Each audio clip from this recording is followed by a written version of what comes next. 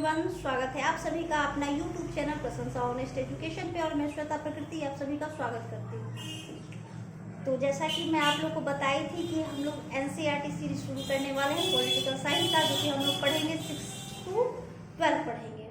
तो उसी सीरीज में जो है आज हम लोग 11th क्लास की एनसीईआरटी पॉलिटिकल साइंस जो है उसकी शुरुआत करेंगे। तो जैसा कि आप लोग देख रहे हैं, आप लोग 11th क्लास की भारत का संविधान, सिद्धांत और व्यवहार, इसकी पुस्तक आप लोग ले लेंगे, इसकी किताब आप एनसीईआरटी का ले लेंगे, है ना।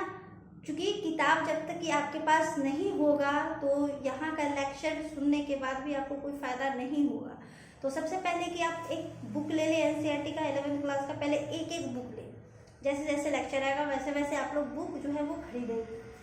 तो भारत का संविधान, सिद्धांत और व्यवहार, यहाँ से हम लोग शुरुआत करेंगे, 11th क्लास का पढ़ना स्टार्ट करेंगे।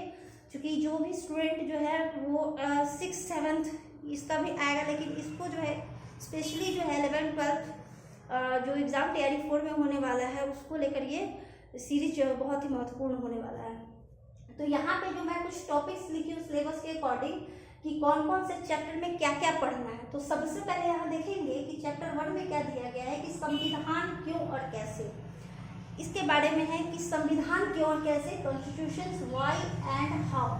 तो सबसे पहले संविधान के बारे में जो है ये पढ़ना है। क्योंकि जो बच्चे, जो स्टूडेंट, जो छात्र एवं छात्राएं पढ़ते हैं, प्रिपरेशन करते हैं, उसको संविधान के बारे में तो जानकारी होनी ही चाहिए।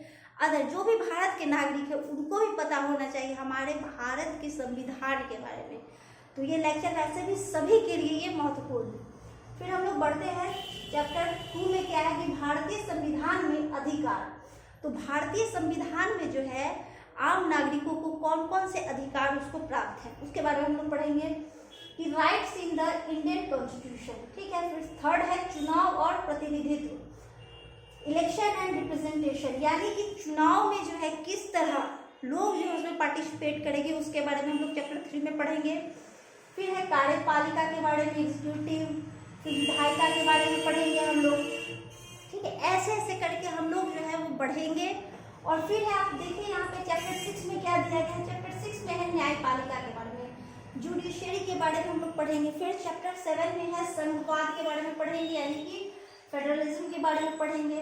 फिर हम लोग आएंगे चैप्टर 8 में स्थानीय शासन, यानी कि लोकल गवर्नमेंट्स, उसके बारे में पढ़ेंगे, जिसमें आप लोग पढ़े होंगे 73वां संविधान संशोधन, 74वां जो है उसमें हम लोग पढ़ेंगे। फिर है यहाँ पे संविधान एक जीवंत दस्तावेज, है ना, constitutions as a living documents.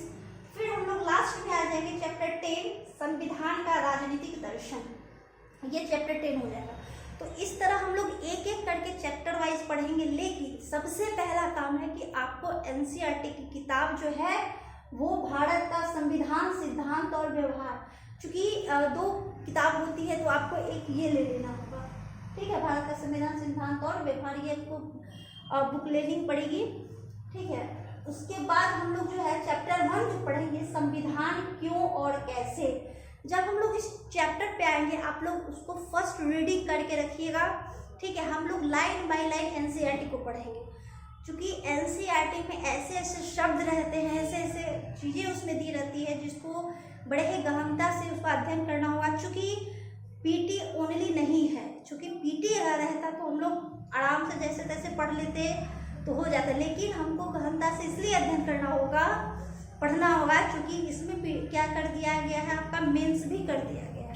तो इसमें आंसर राइटिंग, अगर आपको समझ नहीं होगी किसी टॉपिक पे तो आप कैसे लिखेंगे। तो सबसे बड़ी चीज़ है कि आप किसी चैप्टर को पढ़ते हैं तो उसको समझें वो चैप्टर में क्या है, फिर उसी का क्वेश्चन आंसर के माध्यम से हम लोग थोड़ा थोड़ा जो है वो आंसर राइटिंग प्रैक्टिस भी करेंगे।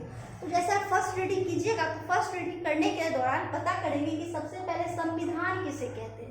फर्स्ट रीडिंग करने के बाद संविधान जब हम लोग पढ़ेंगे तो किसी चीज़ उसको कहते किसे हैं।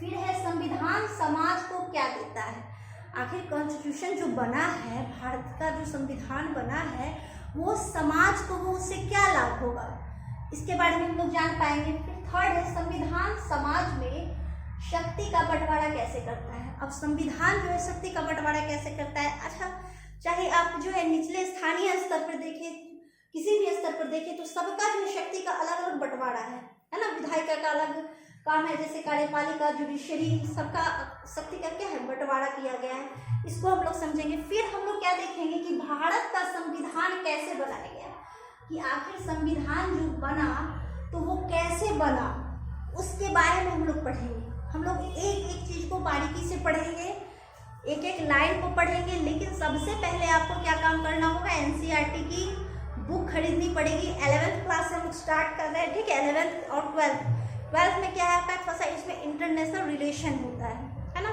उसको हम लोग अच्छे से पढ़ेंगे, कवर करेंगे। तो आप इसकी बुक ले लीजिएगा। फिर आप जो है चैप्टर को नोट कर लीजिएगा, कौन कौन सा चैप्टर पढ़ना है। हम लोग को जो है एक एक चैप्टर 1 दिन या 2 दिन थोड़ा सा लगेगा, लेकिन उसको हम लोग कंप्लीट करेंगे अच्छे से। फिर हम लोग लिखने का भी प्रयास करेंगे, है ना। क्वेश्चन भी सॉल्व होगा, सब कुछ होगा। तो ऐसे ऐसे करके आप जो है वो नोट कर लीजिए, फर्स्ट रीडिंग करके लाइएगा। और लेक्चर जो है आपका वो जल्द ही जो है आज या फिर कल और चैप्टर 1 का लेक्चर आप लोग को प्रोवाइड कर दिया जाएगा। तो आज के वीडियो में इतना ही। वीडियो अच्छा लगे तो लाइक, शेयर और सब्सक्राइब करिए। धन्यवाद।